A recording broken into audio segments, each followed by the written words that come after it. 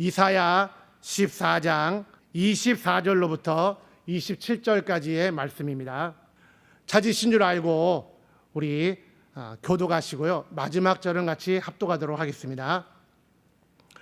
만군의 여호와께서 맹세하여 가라사대 나의 생각한 것이 반드시 되며 나의 경영한 것이 반드시 이루리라. 내가 앗수르 사람을 나의 땅에서 파하며 나의 산에서 발 아래 밟으리니 그때에 그의 멍에가 이스라엘에게서 떠나고 그의 짐이 그들의 어깨에서 벗어질 것이라. 이것이 온 세계를 향하여 정한 경영이며 이것이 열방을 향하여 편 손이라 하셨나니 만군의 여호와께서 경영하셨은즉 누가 능히 그것을 패하며 그 손을 펴셨은즉 누가 능히 그것을 돌이키랴. 아멘. 자, 오늘 우리는 하나님의 말씀 이사야 우리 14장 24절로 27절까지의 말씀을 가지고 우리가 말씀을 상고할 것입니다. 오늘 우리는 이 설교의 제목을 하나님의 위대한 계획이라는 제목으로 설교하려고 합니다. 우리 한번 두 번만 하나님의 위대한 계획. 자, 시작. 하나님의 위대한 계획. 하나님의 위대한 계획. 우리 그 밑에는 인도하심이라는 부제목을 달았습니다. 똑같이 하나님의 인도하심이라는 부제목을 갖고 있습니다. 우리가 시편 40편 5절에 보면은 여호와 나의 하나님이여 주의 행하신 기적이 많고 우리를 향하신 주의 생각도 많도소이다. 내가 들어 말하고자 하나 주의 앞에 베풀 수도 없고 그 수를 셀 수도 없나이다. 오늘 우리가 함께 읽은 이 본문에도 마찬가지지만은 본문에도 하나님의 말씀은 이렇게 나와 있습니다. 나의 생각한 것이 반드시 된다고 그랬죠. 그리고 나의 경영한 것이 반드시 이루리라. 반드시 두 번이나 이렇게 강조하고 계시다는 겁니다. 반드시 되며 반드시 이루리라. 또한 25절에는 똑같은 말로 이 내가 앗수르 사람을 나의 땅에서 파하며 나의 산에서 발 아래 밟으리니 그때에 그의 멍에가 이스라엘에게서 떠나고 그의 짐이 그들의 어깨에서 벗어질 것이다. 그때가 있다고 했습니다. 반드시 이루시는 하나님의 약속, 맹세하여 가라사대 하시는 하나님의 약속과 그때라는 것이 있다고 했습니다. 더불어서 6절에 보면은 이것이 온 세계를 향하여 정한 경영이다 이렇게 나와 있어요. 온 세계를 향한 하나님의 정한 경영이며 또 27절에 보면은 그러므로 누가 능히 그것을 패하겠느냐 또 누가 능히 그것을 돌이키겠느냐 이렇게 말씀하셨어요. 본문에서도 말했던 것처럼 여기 시편의 기자는 고백을 하고 있습니다. 나의 하나님이 행하신 기적이 많다. 그리고 우리를 향하신 주의 이 생각도 많다. 이것을 내가 다 말하기에도 그 수를 셀 수 없습니다. 이렇게 고백하죠. 그렇습니다. 하나님은 자기 자녀들을 위해 계획 세우시는 것을 기뻐하고 계십니다. 그 기뻐하심이라는 것은 우리가 비록 우리 삶에 여러 가지 어려운 과정을 겪는다 할지라도 하나님은 그때에 우리가 어느 자리에 있든지 어느 시간에 있든지 어떤 위경을 당하고 있다 할지라도 하나님은 하나님이 우리를 향하신 우리에 대하신 또 우리를 통하여 역사하실 하나님의 계획을 놓치지 않으신다는 것입니다. 그래서 다시 우리가 어떤 자리에 있든 간에 우리로 하여금 하나님의 일, 하나님의 계획이 이루어지도록 함께 역사하시는 겁니다. 시편 103편 13절에 이렇게 나와 있죠. 14절까지 아비가 자식을 불쌍히 여김같이 여호와께서 자기를 경외하는 자를 불쌍히 여기시나니 이는 저가 우리의 체질을 아시며 우리가 진토임을 기억하심이로다. 자, 아비가 자식을 불쌍히 여긴 같이 부모는 자식의 어떤 어려움과 힘든 이 모든 과정들을 항상 마음에 두죠. 자녀는 힘들고 어려운 이야기를 하고 잠들어도 부모는 밤새도록 내 사랑하는 자녀가 한 이야기를 마음에 담고 어떻게 이 일을 처리해 줄까, 어떻게 이것을 해결해 줄까 고민하는 것이 바로 부모 아니겠습니까? 하물며 하나님께 곧 여호와께서 자기를 경외하는 자, 누구요? 자기를 경외하는 자를 불쌍히 여기시나니 바로 우리 자신이 완벽하고 완전한 사람이 아니라는 것을 알기 때문에 우리로 하여금 하나님은 당신을 사랑하고 또 하나님 아버지라 부르며 하나님의 뜻대로 살려고 하는 우리를 기억하시고 어느 자리, 어느 위치에서 어떤 위경 가운데서도 우리를 불쌍히 여기시고 하나님의 계획을 넉넉히 이루어 가시는 겁니다. 이것을 오늘 우리는 몇 가지로 우리 다시 한번 조명해 보려고 합니다. 첫째는 하나님의 인도하심, 하나님의 위대한 계획이다, 하나님의 인도하심이다 라고 하는 것은 우리 삶의 최선의 것으로 투자하신다. 우리 한번 같이 한번 해보겠습니다. 시작. 우리의 삶의 최선의 것으로 투자하신다. 우리의 삶의 최선의 것으로 투자하신다는 것은 우리에게 있어서 한시적인 것, 우리가 육체가 있는 동안의 것과 그 다음에 영원적인 것, 우리의 육체를 먹고 난 다음에 영원한 그날의 그 계획까지도 하나님은 계획하시고 진행하시고 반드시 성취되어진다는 겁니다. 오늘 읽은 14장 이사야 14장에도 나오죠. 반드시라고 말씀하시는 것처럼 하나님은 바로 이 땅에 있는 잠시 잠깐의 것 그리고 영원한 것을 함께 이루어 가고 계시고 반드시 이루실 것이라는 것입니다. 우리는 성경에 스데반을 봅니다. 스데반이 어떤 사람인가요?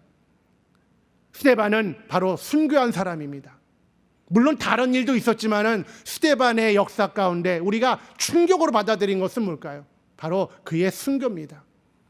스데반 개인에게는 또 이것을 바라보는 우리에게는 왜 하나님이 사랑하는 그에게 분명히 스데반에게도 하나님의 계획이 있었을 텐데 왜 스데반이 일찍 순교를 당했는가? 안타깝죠. 꼭 그렇게 하셨어야 될까? 꼭 계획이 그러셨을까? 그러나 스데반의 순교를 사용하셔서 우리는 역사를 알죠. 바울을 회심시키고 또 그 결과 그 바울의 역사를 통하여 모든 그리스도인들에게 영향이 미치도록 계획하셨던 겁니다. 스데반은 불행한 것 같고 짧은 삶을 살한 것 같고 또 그의 삶이 매우 하나님의 계획이 과연 이런 것일까 하는 그때에 하나님은 완벽하게 그 계획을 세우시고 일을 이루어 가시는 겁니다. 또한 우리는 빌립의 이야기를 잘 알죠.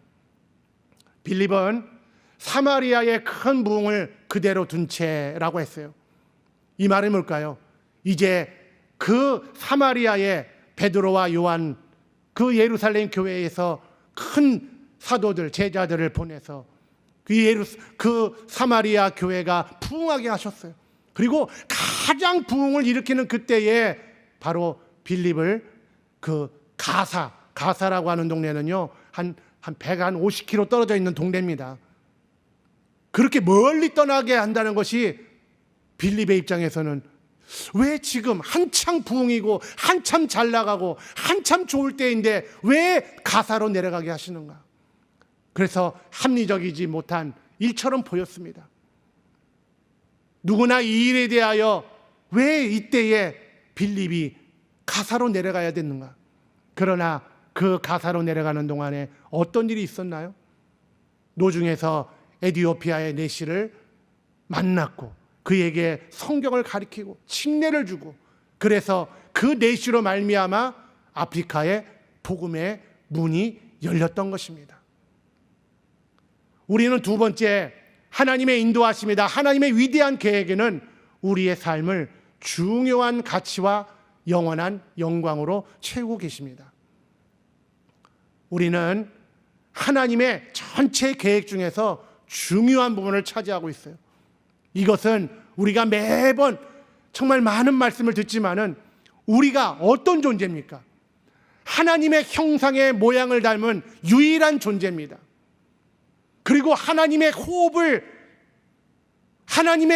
물려받은, 그래서 영생을 가지고 있는 하나님의 형상의 모양을 가진 유일한 존재입니다.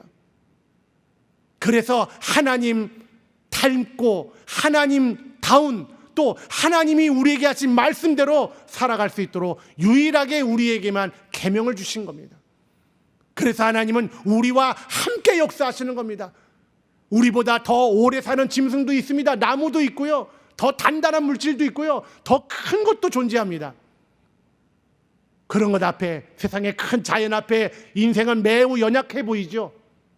허약해 보입니다. 부족해 보입니다. 오래 살지도 못하는 것 같습니다. 조금만 충격을 받아도 금방 부서지는 그런 연약한 존재 같습니다. 하지만 하나님은 우리의 삶을 들어 쓰시고 계시다는 겁니다. 우리의 삶 가운데서 하나님의 일이 이루어지도록 하고 계시다는 겁니다.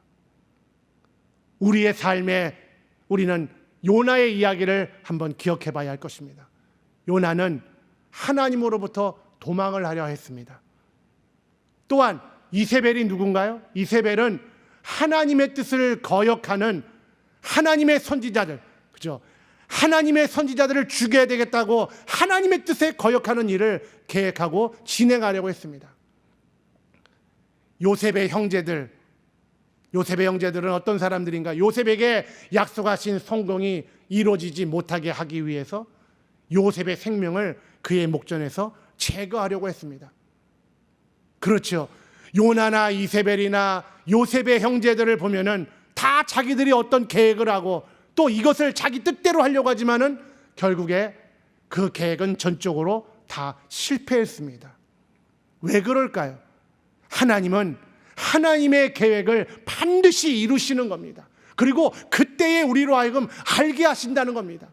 그때에 우리의 삶이 비록 우리의 계획이, 우리의 생각이 조금 어긋난 길을 간다 할지라도 하나님은 다시 하나님의 뜻대로 우리를 몰아오시고 우리를 후원하시고 이끌어 가시는 게 바로 하나님의 우리의 삶을 더 가치 있게, 또 우리의 삶의 끝에 하나님이 이루셨구나, 하나님이 우리를 인도하셨구나 라고 하는 하나님의 역사를 보도록 하시는 겁니다. 우리의 삶 가운데는요, 요나나 이세벨이나 요셉의 형제들처럼 당분간 다른 사람들이 우리의 삶을 방해하는 것 같고, 또 우리를 억압하는 것 같고, 우리를 제한하는 것 같고, 우리를 손가락질하는 것 같고, 우리를 우겨싸는 것 같이 보일 수 있습니다.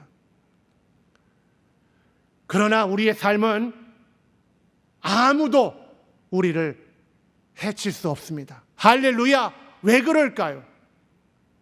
하나님의 뜻이 있기 때문에 그렇고, 하나님이 계획하셨고요, 그 하나님의 계획을 우리 인생, 우리는 가장 중요한 부분을 차지하고 하나님과 함께 역사하시는 하나님의 동력자로서 우리를 선택하셨기 때문입니다. 어떤 존재가 하나님의 계명을 지키지 않는다고 해서 하나님이 그 마음이 섭섭해하고 하나님이 그에 대하여 안타까워하시고 눈물 흘리시고 또 그가 돌아오기를 바라는, 돌아오라 하는 어떤 존재가 있습니까? 그저 지음 받은 대로 그대로 살다가 흩어지는 존재이지만은 우리는 하나님이 기대하시고 있는 존재입니다. 그렇기 때문에 우리는 아무도 궁극적으로는 우리를 해칠 수가 없다는 것입니다. 하나님이 우리를 사랑하시는 이 사랑 가운데는 분명히 계획이 있으세요.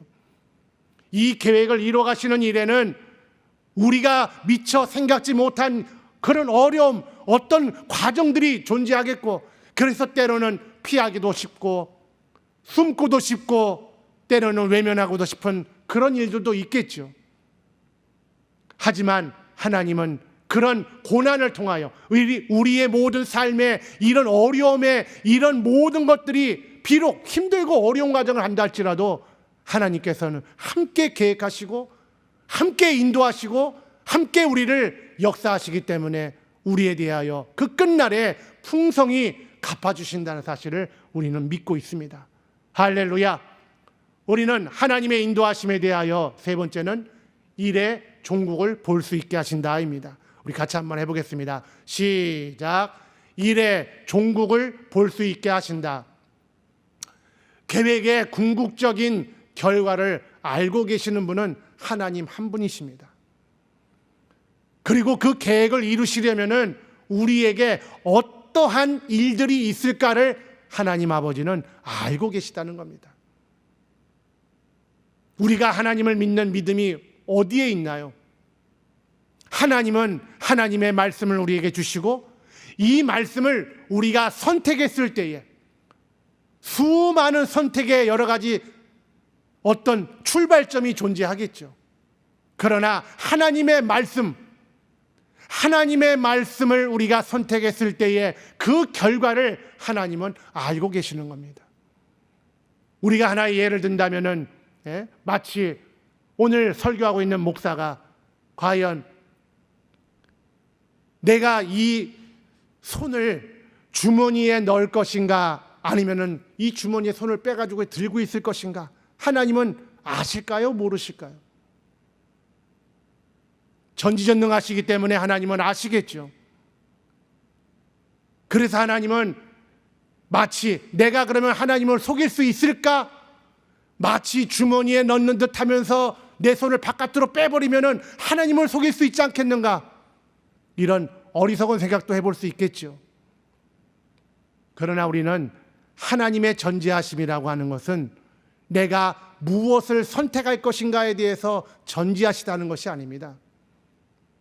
하나님의 전지하심은 하나님은 우리 앞에 마치 성경에도 나왔죠. 내 앞에 복과 생명과 사망과 저주를 두었으니 너는 살기 위하여 복과 생명을 택하라.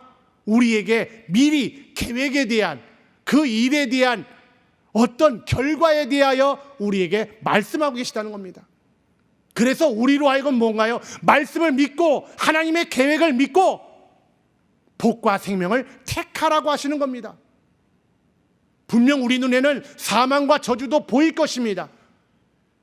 그렇기 때문에 복과 생명을 택할 때 하나님은 복과 생명을 택한 자에게 주실 하나님의 결과를 우리로 하여금 볼 수 있게 하신다는 겁니다.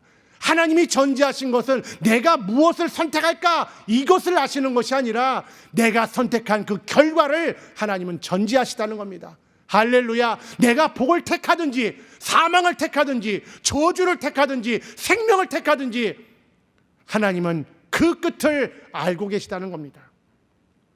그래서 우리 이사야 46장 10절에 이와 같이 말하죠. 내가 종말을 처음부터 고하며 아직 이루지 아니한 일을 옛적부터 보이고 이르기를 나의 모략이 설 것이니 내가 나의 모든 기뻐하는 것을 이루리라 하였노라. 아멘. 내가 종말을 처음부터 고하였다고 하셨어요. 마지막을 얘기했다 이미.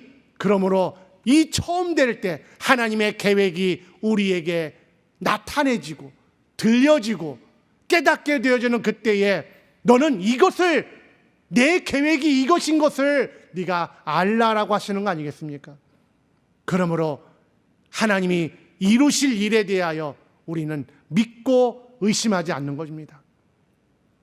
네 번째 하나님의 인도하심은 바로 목적을 성취하시는 능력을 확인시켜 주십니다. 하나님이 목적을 성취하신 능력이 뭘까요? 바로 하나님의 뜻은 샬롬입니다. 우리를 환난이나 핍박이나 곤고나 가난이나 기근이나 적시 전쟁에 내버려 두시는 것이 아니라 우리에게 샬롬을 주시려고 하는 겁니다. 걱정하지 말아라. 비록 지금의 삶에 힘들고 어려움의 고비들이 너를 둘러싸고 네가 정말 바라보는 바 내가 예수를 통하여 성령을 통하여 내가 너희들에게 이 계명과 약속과 생명을 전달하였으니 너희는 믿으라는 것입니다. 너희는 믿으라는 것입니다. 의심하지 말라는 것입니다. 그래서 우리를 향하신 하나님의 뜻이 뭐라고 했나요? 항상 기뻐하라는 겁니다. 범사에 감사하라는 겁니다.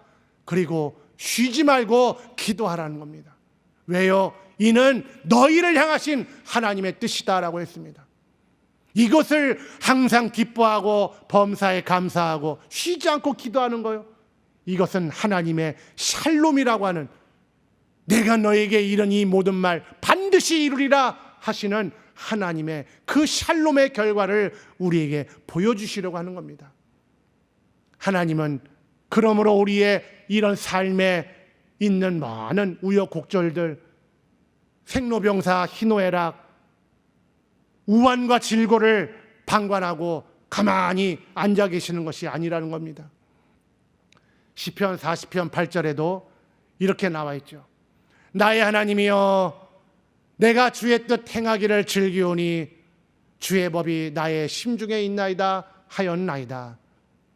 오늘 우리는, 저와 여러분은 하나님의 법이 우리의 심령에 있기를 예수 이름으로 축원합니다. 주의 뜻을 우리가 날마다 새길 때 하나님은 평강이시다, 하나님은 샬롬이시다, 하나님은 우리에게 대하여 가장 중요한 일들을 우리를 통하여 역사하려고 하신다. 하나님의 샬롬, 이 샬롬을 위하여 하나님도 분주하게 일하고 계시다는 사실입니다. 그래서 오늘 우리는 내가 오늘 이 시점에 과연 나는 하나님 앞에 어떠한 자세로 있는가? 과연 우리 마음속에 어떤 마음을 가지고 있는가? 첫째로는 우리가 하나님에 의하여 인도되고 있는가라는 사실을 기억해 보자는 겁니다. 정말 저와 여러분의 삶 가운데 하나님에 의하여 인도되고 계십니까? 아니면 내 마음과 내 뜻대로 움직이십니까?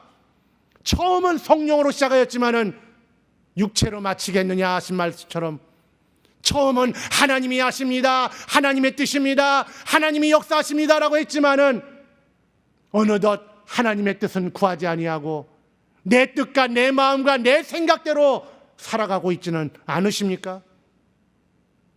분명히 여러분 삶 가운데 하나님이 나타내 주시는, 여러분의 삶을 인도해 가시는 하나님의 인도하심, 하나님의 위대한 계획이 여러분을 통하여 인도되고 있다는 사실, 여러분을 통하여 나타나고 있다는 사실을 여러분 확신하고 계십니까? 두 번째는 그의 뜻 중심에 있느냐라는 겁니다.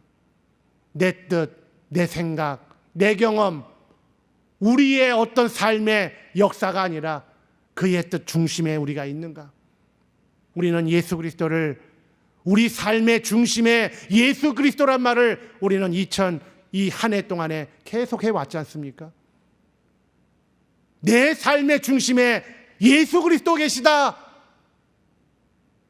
우리가 이 고백이 과연 오늘 이 시점까지 여러분의 심령에 계속 그 중심에 여러분의 뜻이 무너지지 아니하고 간섭당하지 아니하고 계속 되어지고 계십니까? 우리는 어떤 의미로 보면 개혁의 이 과정 속에서도 하나님이 전쟁에 정말 능하신 자다, 하나님이 이 개혁을 이끌어 가신다, 우리 얼마나 많이 고백했습니까? 지금도 똑같이 아멘이십니까? 똑같이 여러분 아멘이십니까? 아니면은 수많은 생각들의 간섭과 우리의 삶에 보여지는 일들 때문에 걱정하고 염려하며 혼탁되어지고 이제는 하나님 뜻 중심에 있는 것이 아니라 내 삶의 중심에 예수 그리스도 계신 것이 아니라 여러분 방황하고 있는 것은 아닐까요? 우리는요, 의사에게 몸을 맡긴 자들이 고통스러운 과정을 겪습니다. 하지만 이는 건강하고 행복한 결과를 만들어내기 위한 과정입니다. 하나님이 우리를 향하신 계획과 인도하심도 마찬가지라는 겁니다. 우리가 이 시점에 온라인으로 예배를 드리고 나라가 어수선하고 사람들이 질병 때문에 걱정하고 염려하고 더 나아가서 우리가 이 개혁의 과정을 함께 고민하며 기도하며 이 길을 나아가는 동안에 우리의 삶에 하나님의 인도하심이 있다는 사실을 여러분 꼭 기억하셔야 합니다. 기분 좋을 때만 하나님이 우리에 대하여 위대한 계획을 갖고 계시다, 하나님이 위대한 계획을 이루고 계시다, 하나님은 우리의 대장이 되시고 우리 삶의 중심에 그가 계시다라고 말하고, 조금 힘들고 어렵고 고통스럽고 사망의 음침한 골짜기와도 같고 간조한 땅을 걸어가도 사막의 길을 걸어가는 이런 과정을 만나면은 어느덧 우리는 하나님의 중심에 하나님의 손을 잡고 하나님의 시선을 의식하며 하나님의 목소리를 의식하며 우리의 신앙의 길을 가는 것이 아니라 내 갈 길로, 각각 제 갈 길로 가버리고 자기 생각을 말하고 자기 뜻대로 살고 하나님의 뜻이 아니라 내 뜻대로 하는 참으로 불행한 모습을 나타내서는 안 될 것입니다. 우리 사랑하는 개혁성도 여러분들, 우리 모두 정말 하나님 앞에서 하나님이 우리 모두에게 대하여, 우리 개혁교회에 대하여 하나님의 계획이 있으시다는 사실을 꼭 믿으셔야 합니다. 그리고 그가 인도하고 계시다는 사실을 꼭 믿으시기를 예수의 이름으로 축원합니다. 할렐루야. 이 시간 우리 합심해서 기도하겠습니다.